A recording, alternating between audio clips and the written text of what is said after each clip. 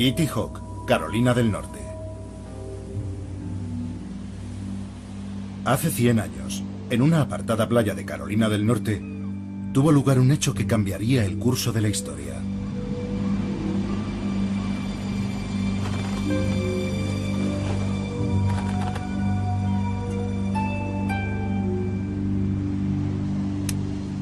No hubo muchos testigos, tan solo unos cuantos pájaros curiosos y algunos pescadores del lugar. Este es el único documento de ese momento histórico, una única y borrosa fotografía. Fue aquí donde un joven fabricante de bicicletas hizo realidad un sueño largamente perseguido: volar. Solo permanecería en el aire 12 segundos, recorriendo 40 metros, pero fue el primer vuelo impulsado del ser humano. Naturalmente, el primer vuelo en el mundo tuvo lugar muchísimo tiempo antes, aproximadamente 300 millones de años antes de que el hombre conquistara el cielo. El primer vuelo. Aquellos 12 segundos en Kitty Hawk presenciaron el amanecer de una nueva era para la humanidad. Pero el vuelo había evolucionado de forma independiente en la naturaleza 4 veces. Insectos, pterosaurios, murciélagos y aves. Una de las grandes historias del éxito de la naturaleza.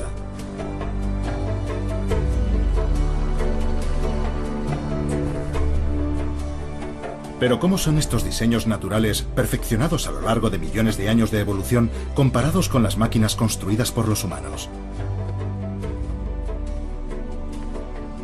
Después de todo, solo hemos tenido un siglo para ponernos al día.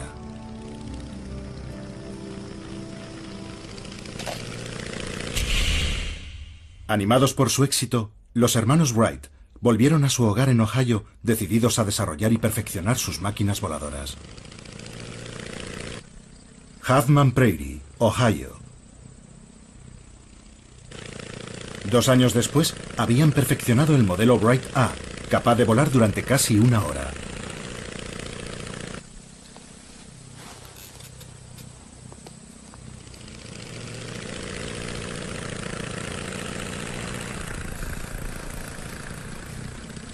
Parte de este éxito se debió a la observación de los diseños naturales para volar.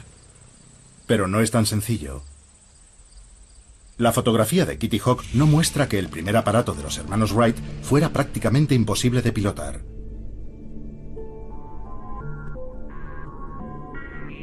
Era tan inestable que se necesitaban unos reflejos luminosos para mantenerlo en el aire. Con un esfuerzo sobrehumano, Orville logró mantener el aparato 12 segundos en el aire.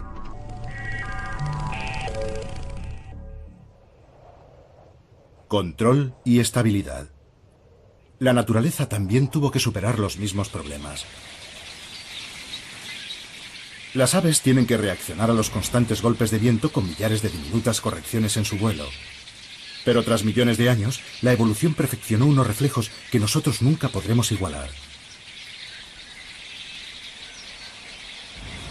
Los reflejos de estos tordos alirrojos son tan veloces que, cuando un pájaro gira, todos los demás reaccionan al instante y la bandada se mueve al unísono.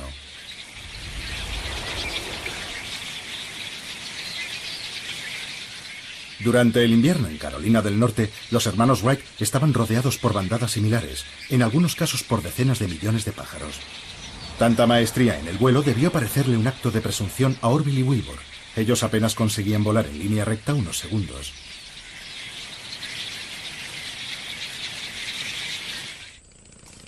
Pero los avances fueron tan rápidos que solo 2 años después, los hermanos Wright ya tenían la primera aeronave funcional.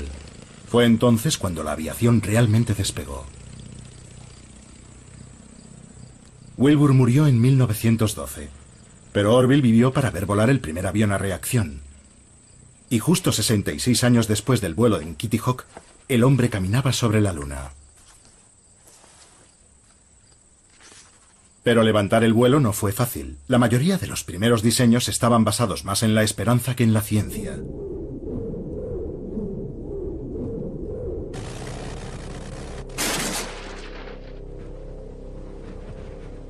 El gran error fue intentar imitar a la naturaleza. Parecía el camino evidente. El batir de alas es perfecto para las aves. Pero por ingeniosas que fueran, estas máquinas nunca volarían.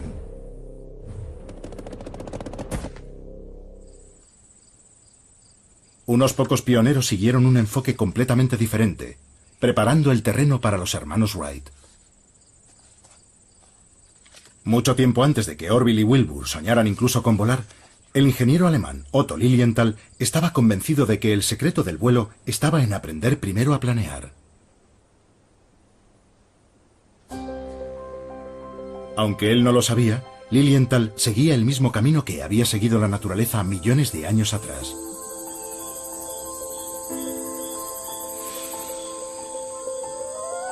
Los animales planeadores recorren largas distancias velozmente sin usar mucha energía.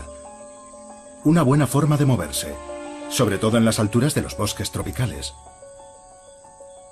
Funciona incluso para los animales más inverosímiles, como las ranas y los lagartos.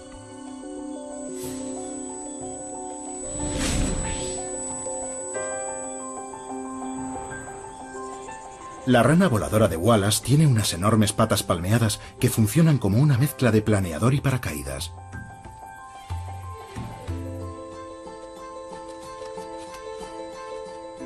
Y el gecko volador tiene una sofisticada membrana que recorre los flancos dorsales hasta la cola y que se abre en el aire como las alas de un planeador.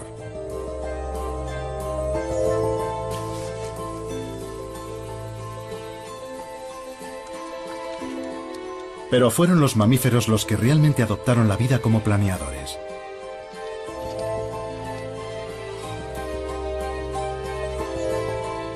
En Australia, diferentes tipos de marsupiales, incluido este petauro del azúcar, planean sobre el bosque en mitad de la noche. Como todos los mamíferos planeadores, posee una membrana entre las patas delanteras y traseras.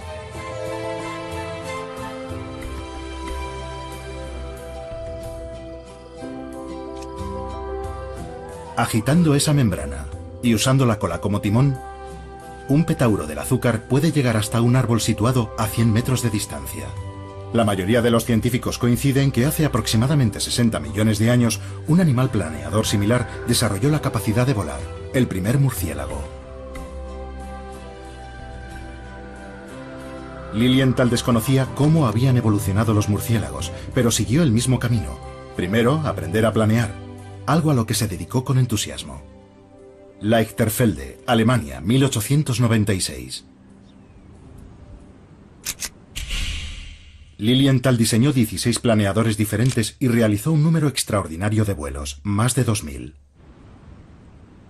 Pero solo podía dirigir sus planeadores moviendo las piernas de un lado a otro.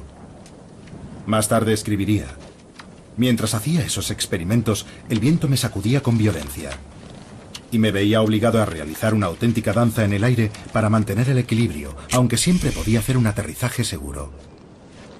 Lamentablemente, el sistema de control falló en una ocasión con efectos desastrosos. Su muerte enseñó a los hermanos Wright una valiosa lección. Wilbur comprendió que Lilienthal había muerto por no poder controlar suficientemente su planeador. El sistema de control es tan importante como las alas para conquistar el aire. Pero una vez más, la naturaleza también tuvo que resolver esos problemas.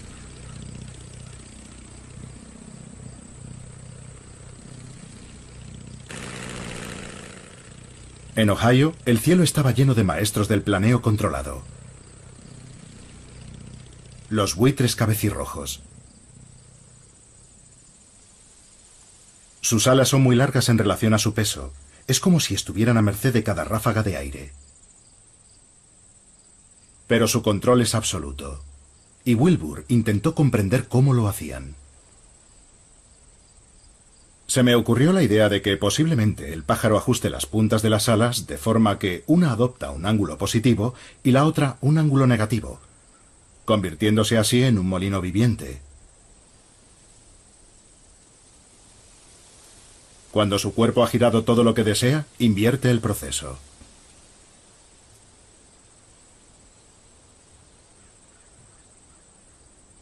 Estas observaciones inspiraron a los Wright la idea para su sistema de control, denominado torsión del ala. Actualmente los aviones no se controlan así y el sistema era muy inestable en los primeros diseños. Pero pocos años después, la torsión del ala significó poder volar con estilo. Un complejo sistema de cables conectados a la columna central de control tensaba y retorcía las alas, dirigiendo el avión hacia la izquierda y la derecha. Y delante, un grupo de timones de profundidad levantaba o bajaba el morro del avión.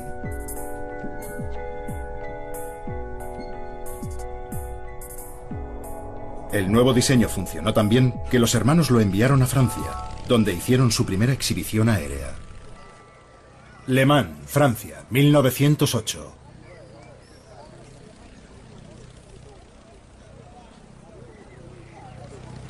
Los hermanos Wright por fin revelaban sus secretos al mundo. Y un grupo de aviadores novatos contemplaban asombrados la exhibición. Entre ellos, fácilmente reconocible por su espectacular mostacho, estaba Louis Blériot, el carismático aviador. Blériot había construido y estrellado varios aviones propios, por lo que estaba extremadamente interesado en saber cómo los Wright podían volar tanto tiempo y aterrizar de una pieza. Blériot comprendió que la respuesta era la torsión de las alas. Pero ni Blériot ni los hermanos Wright sabían que estaban rodeados por los mayores expertos en torsión alar. Los insectos, más incluso que los pájaros, usan sofisticadas formas de torsión para dirigir su vuelo. Pero a diferencia de las aves, los insectos no tienen músculos o tendones en las alas. En su lugar, una compleja red de fuertes venas controladas por los músculos situados en la base les permite retorcer las alas, un diseño similar al del aparato de los hermanos Wright.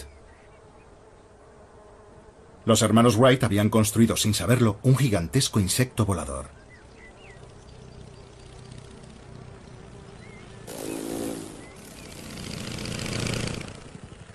Las libélulas poseen las alas más complejas de la naturaleza. Pero libélulas como esta ya volaban 300 millones de años antes que los hermanos Wright.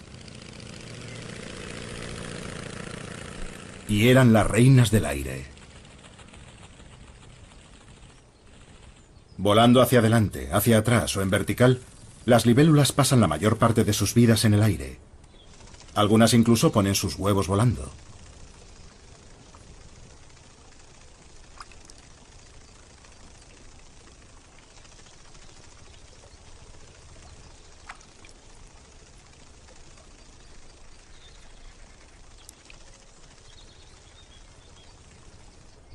Para controlar su vuelo con tanta precisión, las libélulas tienen unas alas que son una maravilla de la microingeniería.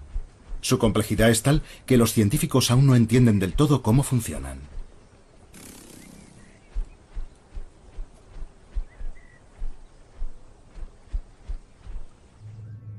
Es mucho más sencillo observar la torsión del ala en otros insectos. Cuando la langosta bate sus alas hacia abajo, éstas se curvan automáticamente, como un paraguas. Esa forma tensa la curvatura cuando el ala desciende, convirtiéndola en un plano aerodinámico rígido. Pero también se aplana y alabea al ascender, de forma que el ala ofrece menos resistencia al aire.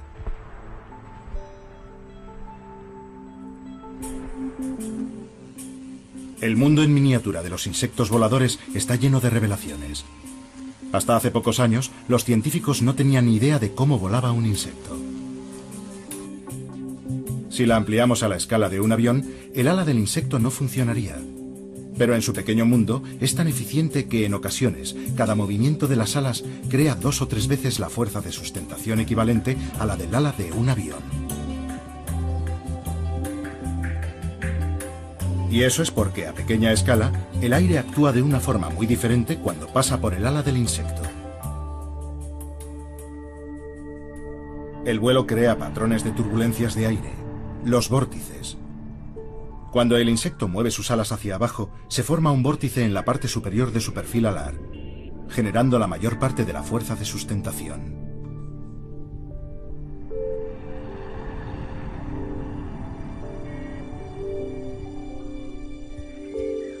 El vuelo permitió a los insectos conquistar el mundo, colonizando nuevos y lejanos territorios.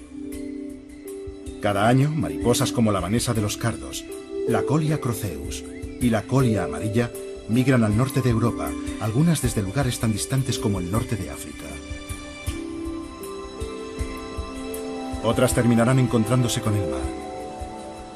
Pero para un insecto que puede volar, ni siquiera el Canal de la Mancha es un obstáculo. ¿Puede el vuelo hacer lo mismo por los aviadores humanos? Calais, Francia, 1909.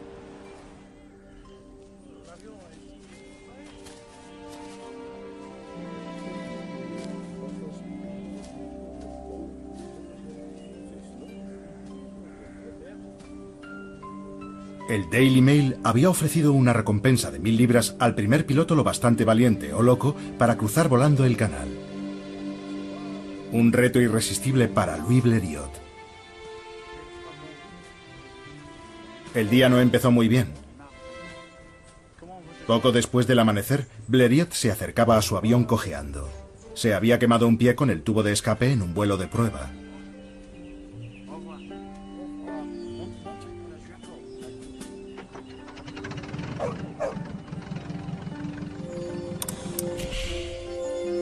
Y el día iba a empeorar. Un perro del lugar, nervioso por tanto ajetreo y ruidos extraños, tuvo un desagradable incidente con la hélice de Blériot.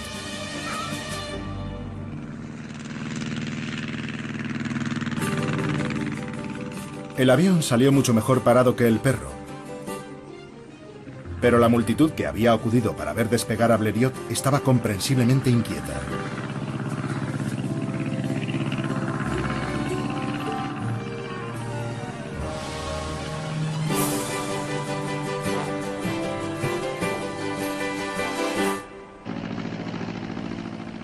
Blériot apuntó su frágil nave hacia Dover.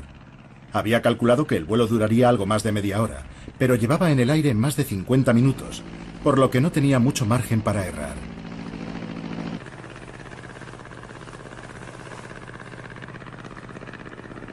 El canal es una ruta aérea muy transitada las mañanas cálidas de verano. Muchas mariposas no sobreviven al frío invierno británico. Pero volar significa que nuevas emigrantes llegan cada año para recolonizar las islas británicas. Los viajeros de larga distancia necesitan saber con precisión a dónde van. Los insectos usan el sol y el momento del día para trazar su rumbo.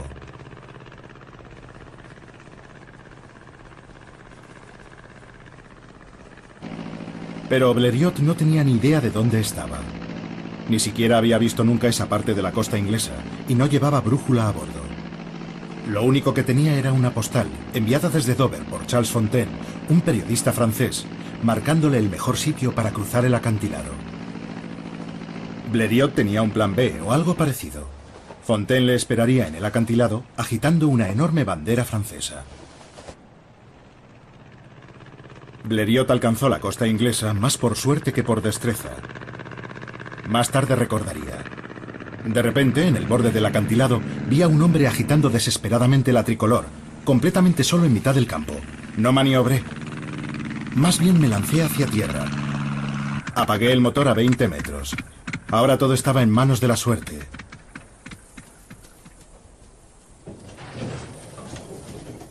El tren de aterrizaje no aguantó muy bien, pero ¿eso qué importaba? Había cruzado el canal.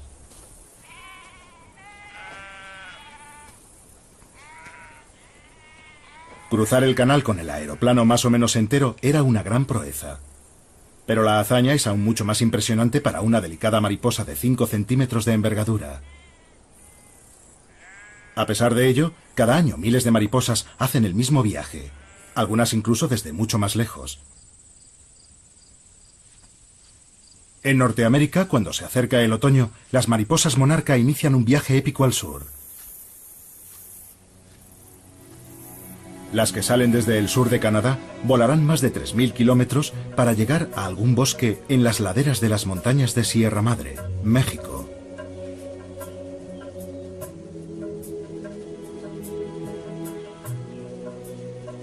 No solo es una hazaña de resistencia de larga distancia. es un auténtico milagro de la navegación, ya que aquí, en este bosque, se reúnen mariposas llegadas desde toda Norteamérica. Un testimonio del poder del vuelo.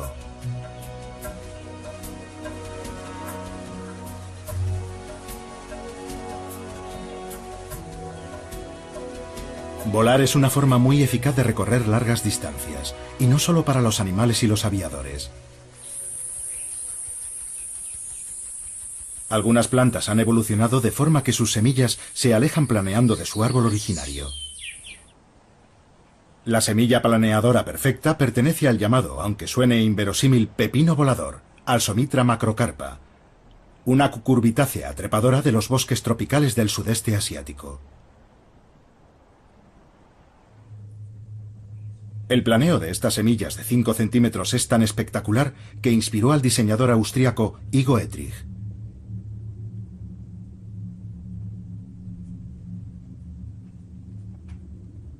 Primero, Etrich construyó una serie de planeadores inspirados en el diseño de la semilla.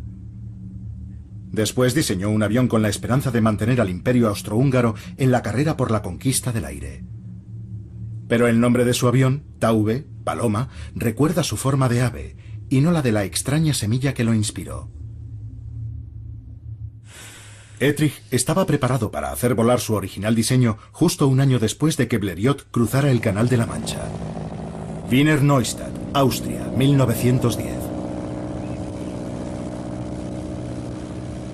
Etrich demostró la navegabilidad del avión sobrevolando Viena a 300 metros de altura.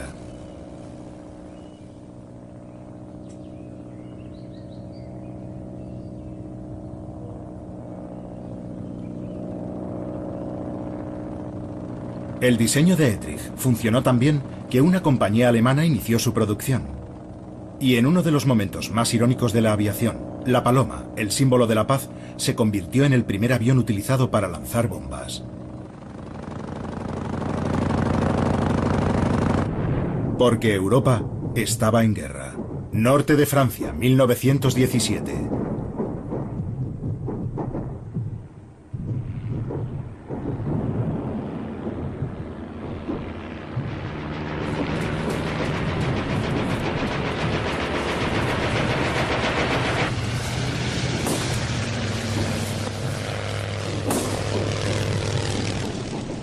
La Primera Guerra Mundial dio un nuevo y urgente giro a la aviación. Las naciones beligerantes necesitaban diferentes tipos de aviones para diferentes tareas.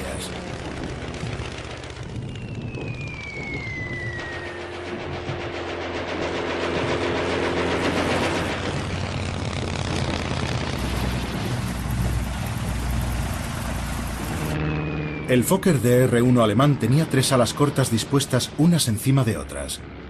Equivalían a una única y larga ala. Pero al ser más cortas lo hacían más ágil y maniobrable.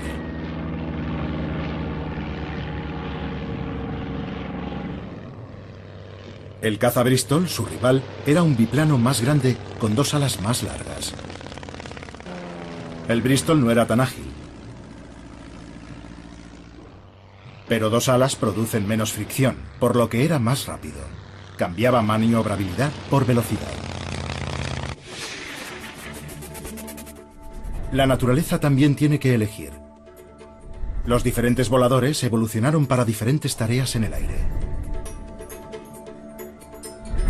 La naturaleza también ha desarrollado formas eficaces para matar.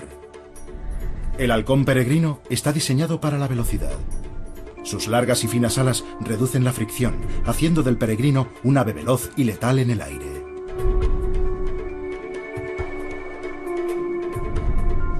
Caza a otras aves en vuelo, y en las costas de Europa, su presa favorita es la paloma.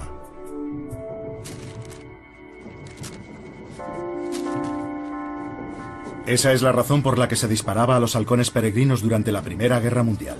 Tenían la mala costumbre de comerse a los vitales mensajeros.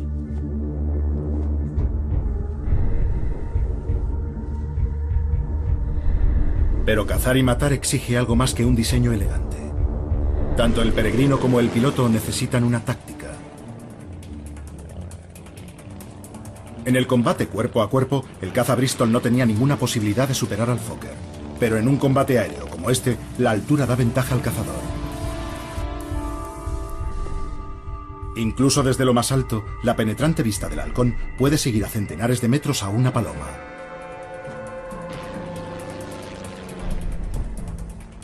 Y tanto el piloto como el halcón intentarán aprovechar el resplandor del sol para deslumbrar a sus presas.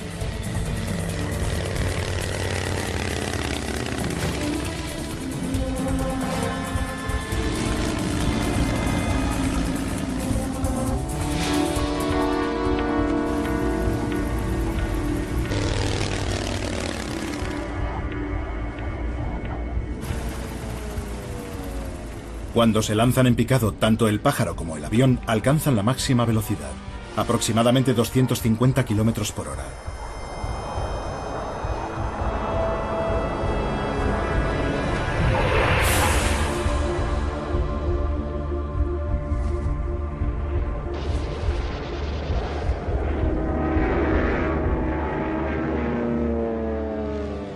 En la naturaleza, los depredadores maniobran a todas las escalas. Estos ojos de alienígena son eficaces y letales detectores de movimiento que escudriñan los arbustos del desierto del oeste americano en busca de cualquier cosa pequeña con alas.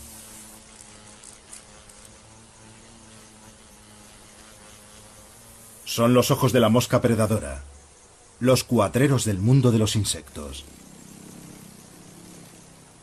Mientras busca el mejor lugar para tender una emboscada a los incautos viajeros, exhibe su habilidad en el aire, volando hacia adelante, hacia atrás, de lado y haciendo aterrizajes de precisión.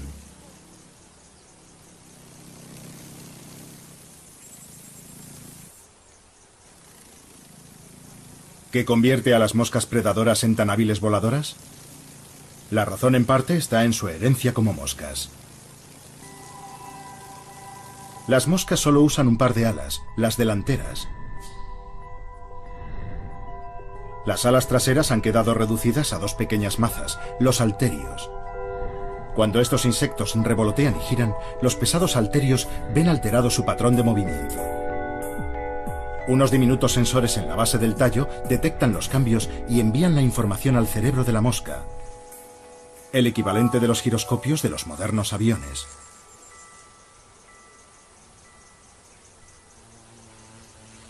Las moscas predadoras usan esta tecnología para hacer vuelos cortos y rápidos de una precisión letal.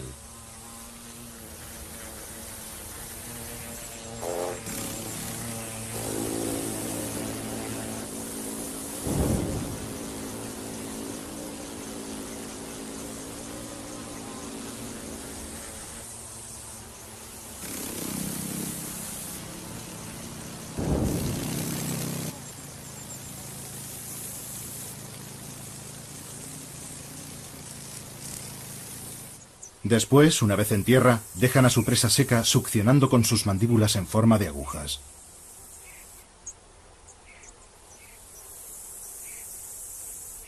Son tan rápidas que son capaces hasta de capturar a un saltamontes en mitad de un salto.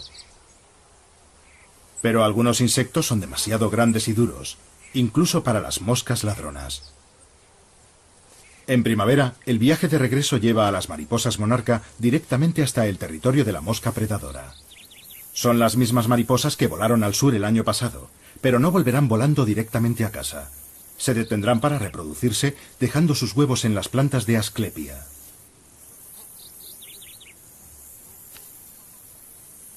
Cuando sus huevos se conviertan en mariposas adultas, éstas proseguirán su viaje al norte, deteniéndose tan solo para reproducirse de nuevo. A mediados de verano, algunas de esas mariposas llegarán al sur de Canadá, las tataranietas de aquellas que salieron de México. Algunas llegarán tan lejos como Terranova, en la costa noreste. Un viaje espectacular para una criatura tan pequeña. Tan solo 16 años después del primer vuelo, los aviadores estaban preparados para su primer vuelo de larga distancia. San Juan de Terranova, Canadá, 1919. Dos pilotos británicos, el capitán John Alcock y el teniente Arthur Brown, estaban a punto de enfrentarse a 3.000 ametralladores kilómetros de océano Atlántico.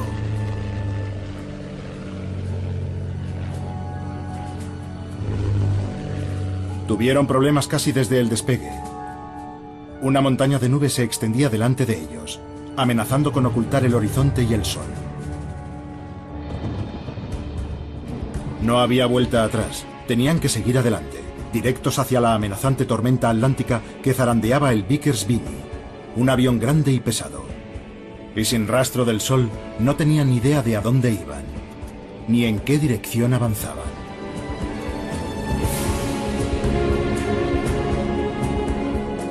Y ellos no eran los únicos. Todos los años, las tormentas sorprenden y arrastran sobre el océano a algunas mariposas monarca.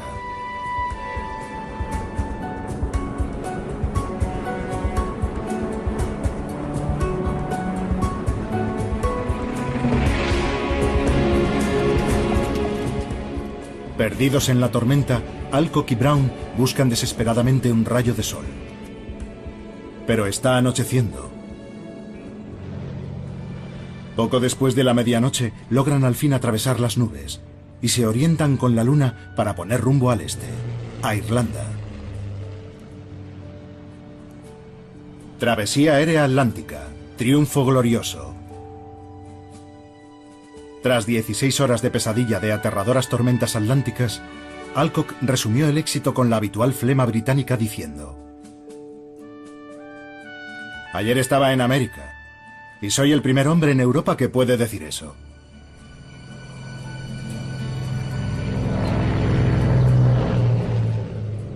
Su maltrecho avión se dirigió a lo que parecía un prado llano.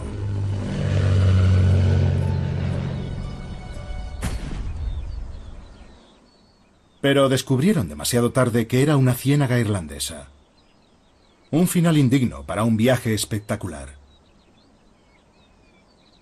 Pero aún más espectacular es que las mariposas monarca sobrevivan a las tormentas y logren cruzar el océano Atlántico.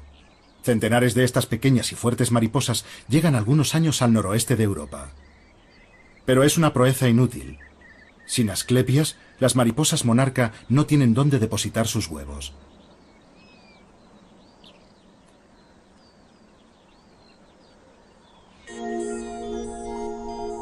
El Vimy, el avión de Alcock y Brown, era un bombardero de la Primera Guerra Mundial reconvertido.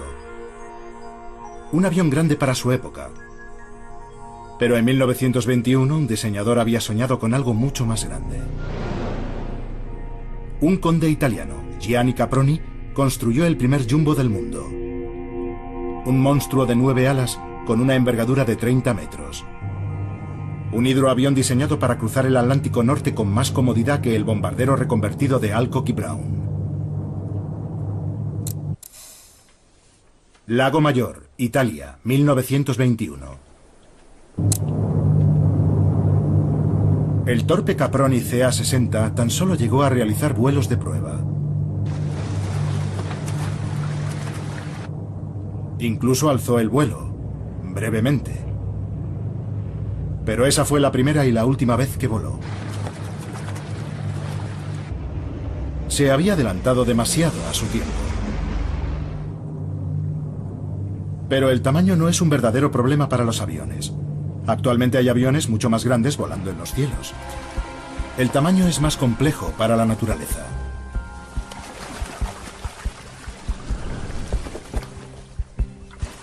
Cuanto mayor es un avión, más potencia necesita. Por eso los ingenieros hacen motores más potentes y eficientes. Pero ¿qué hace la naturaleza que solo dispone de un tipo de motor, el músculo? Y la cantidad de potencia que puede generar el músculo es limitada. Los músculos no pueden crecer para compensar el aumento de peso de las grandes aves, razón por la que el vuelo impulsado tiene un límite de peso máximo. Y el cisne blanco está muy cerca de ese límite. El despegue es lo que requiere más fuerza. Por eso el cisne tiene tantas dificultades para alzar el vuelo. Pero en cuanto alcanza la velocidad suficiente, la fuerza de empuje hacia adelante presiona el aire sobre las alas, generando la fuerza suficiente para mantenerlo en el aire. Una vez en el aire, los cisnes pueden hacer viajes asombrosos. Los cisnes cantores son los viajeros de largas distancias más pesados. Todas las primaveras dejan las islas británicas para viajar 1000 kilómetros sin paradas hasta Islandia.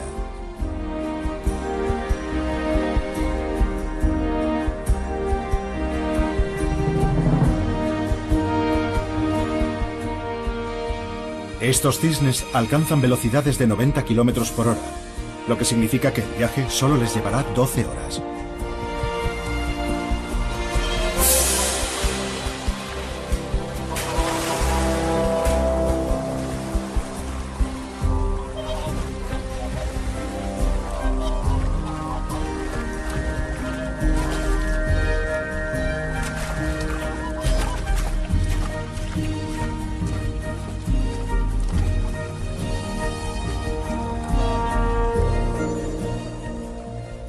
El tamaño determina lo que un animal puede hacer en el aire.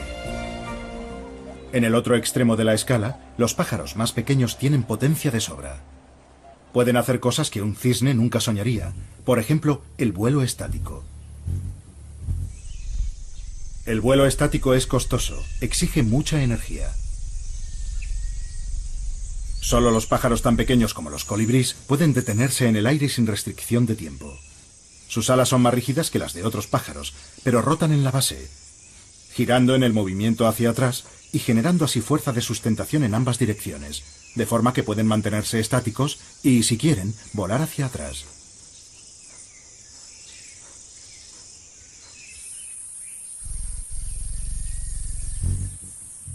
Los colibríes controlan el vuelo de tal manera que incluso construyen sus nidos en el aire, envolviéndolos con tela de araña sin romper el hilo.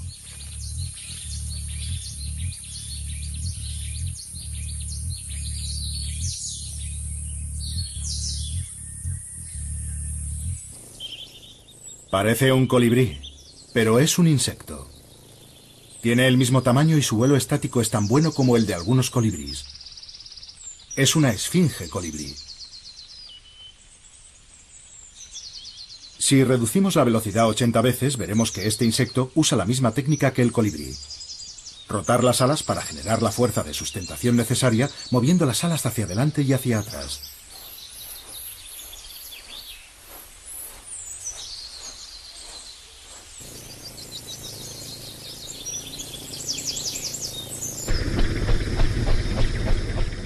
Las alas del helicóptero son las aspas del rotor. Su movimiento constante le proporciona una fuerza de sustentación constante, incluso cuando el helicóptero no avanza.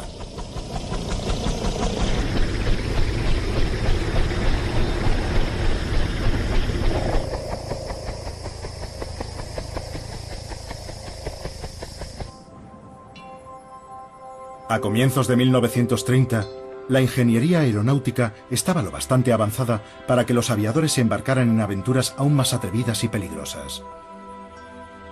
Norte de la India, 1933. En la primavera de 1933, dos biplanos Westland despegan en el norte de la India. En un osado intento de sobrevolar el Everest, a 10.000 metros de altitud. Esa es la altura de crucero de los aviones de pasajeros actuales, pero estos aviones, construidos de madera y lona, tenían carlingas abiertas. Los pilotos, Lord Clydesdale y el teniente de la Fuerza Aérea McIntyre, y los fotógrafos, el coronel Blacker y S.R. Bonnet, solo estaban protegidos por trajes térmicos y oxígeno puro para el momento del ascenso final.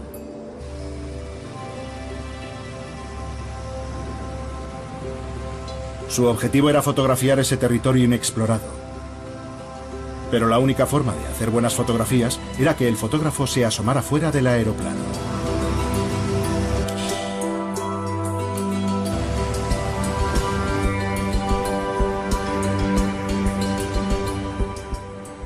Aún así, en el gélido aire sobre las montañas más altas del mundo hay aves. El ánsar indio pasa el invierno en el norte de la India y anida en la meseta tibetana. Y el único camino entre esos dos mundos es sobrevolar el Himalaya.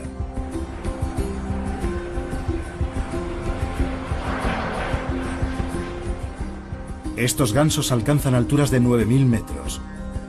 Y al igual que los modernos aviones de pasajeros, a menudo aprovechan la corriente, completando el viaje de 1000 kilómetros en menos de un día. Los dos aeroplanos esquivaron la cumbre del Everest por unos cientos de metros. Pero mientras lo hacían, el tubo del oxígeno de Bonnet se rompió. A esas alturas, el aire contiene la tercera parte de oxígeno que al nivel del mar. Rápidamente Bonnet sintió que desfallecía con dolores agudos de estómago y mareos.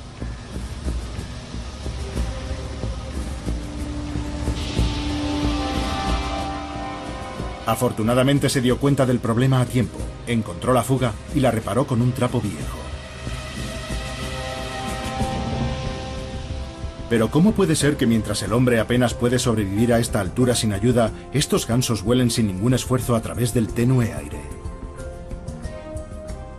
Todas las aves tienen una serie de sacos aéreos conectados a los pulmones, de forma que tanto al inspirar como al expirar, el aire es impulsado a través de los pulmones en una sola dirección. Es un sistema mucho más eficiente que nuestra respiración. Los gansos pueden conseguir fácilmente el oxígeno necesario para impulsar su vuelo, incluso a una altura récord como esta.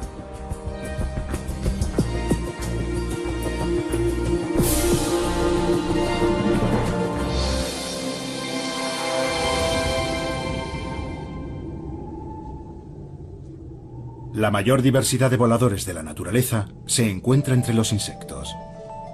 Los insectos fueron los primeros en conquistar el aire y por eso tuvieron más tiempo para evolucionar. Actualmente existirán unos 30 millones de diferentes especies de insectos y la mayoría de ellas pueden volar.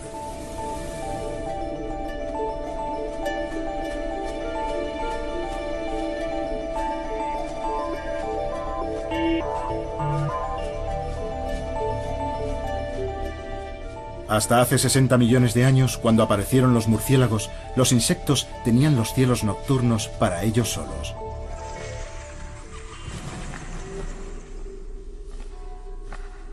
El refugio de la oscuridad llegó a su fin cuando los murciélagos desarrollaron un detector de insectos de eficacia letal, el sonar.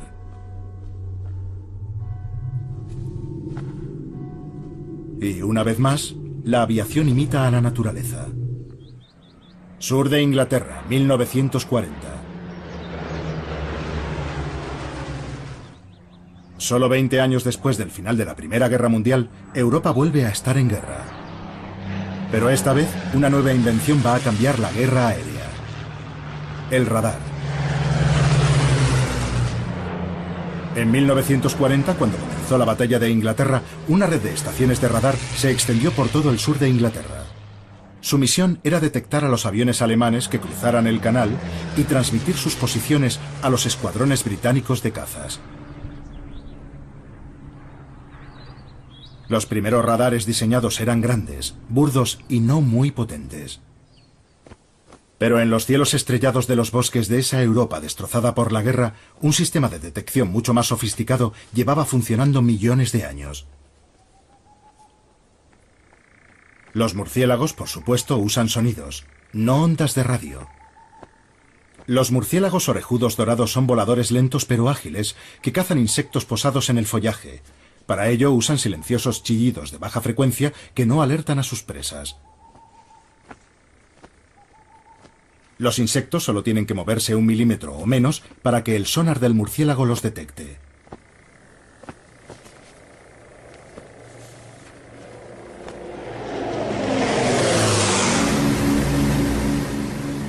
La urgencia de la guerra llevó a los científicos a experimentar con diferentes diseños de radares. El radar H2S era lo bastante pequeño para poder ser instalado en un avión y era capaz de detectar submarinos en aguas poco profundas.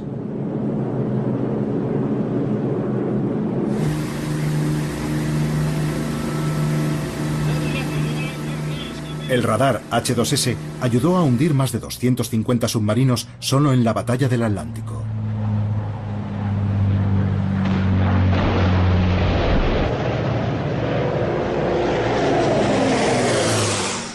Pero la naturaleza ya tenía su propio sonar aire-superficie.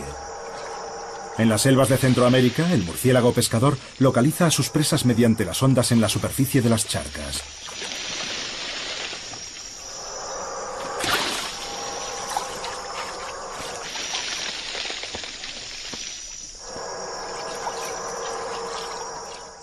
Tanto la guerra como la evolución son una carrera armamentística, un ciclo incesante de medidas y contramedidas. Los radares alemanes no tardaron mucho tiempo en detectar a los bombarderos aliados. En respuesta, los bombarderos lanzaban señuelos, láminas de metal del tamaño adecuado para dispersar y confundir a los radares alemanes sin alterar sus propios radares.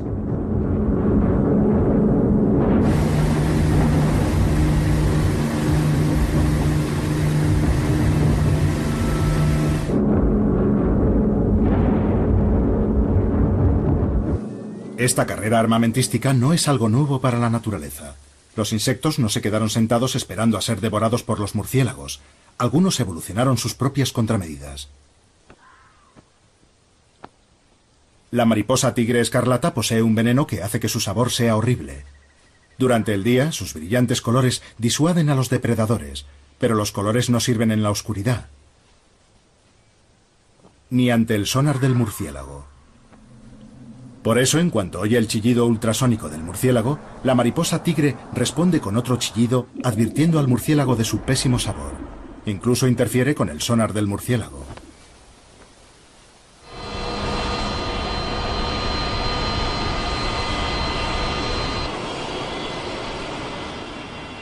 Hoy, un siglo después del primer vuelo, los aviones están por todas partes. Han recorrido un largo camino desde los primeros aparatos desvencijados.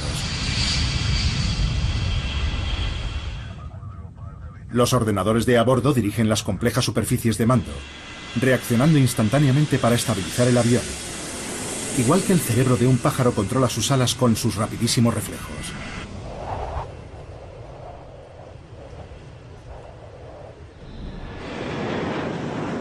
¿Ha llegado por fin la aviación a la altura de la naturaleza? Aún no.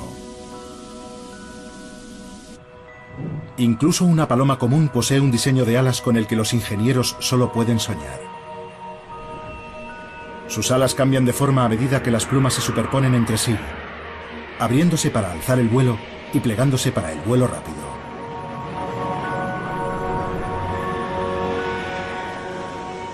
Y a diferencia de las alas de un avión, las alas naturales hacen más que proporcionar fuerza de sustentación. También hacen las veces de motor, generando fuerza de empuje hacia adelante al agitarse.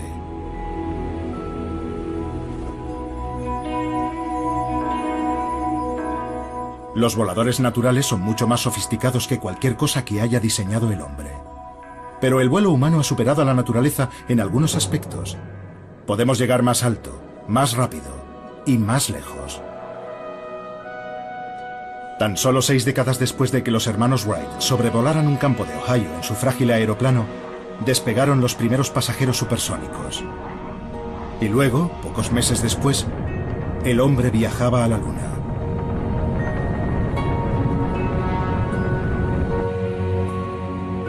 El Apolo 11 llevaba una pequeña pieza del aparato original de los hermanos Wright. Su primer vuelo solo fue de 40 metros. Pero su último viaje, 64 años después, fue un viaje de ida y vuelta de casi 1 millón de kilómetros. Si hemos llegado tan lejos en 100 años, ¿qué podemos conseguir en el futuro? ¿Aún más alto? ¿Más rápido? ¿Más lejos? Esa habría sido la respuesta hace solo una década. Pero ahora, los ingenieros aeronáuticos comprenden la importancia de algo que la naturaleza ha practicado durante centenares de millones de años. El vuelo evolucionó más de una vez en la naturaleza por su eficiencia energética. Y eso es algo que no puede decirse de aviones como el Concorde. Un siglo después del tambaleante vuelo de los hermanos Wright en la playa de Kitty Hawk, el Concorde se retiraba. Ahora los ingenieros trabajan para hacer aviones con una mayor eficiencia energética. Y en eso aún no han podido superar a la naturaleza. Usando la energía de los vientos del océano Antártico, el Albatros da la vuelta al mundo sin apenas mover las alas. La máxima expresión de un diseño volador eficiente. El Concorde era grandioso y elegante, pero no podía compararse con el resultado de millones de años de evolución. Los primeros voladores originales de la naturaleza.